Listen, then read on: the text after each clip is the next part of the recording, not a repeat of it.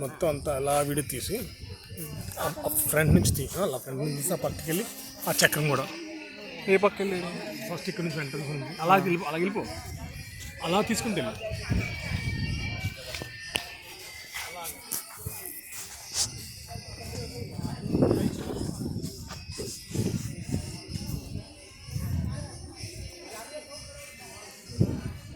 అలాగే చెప్పి పక్కన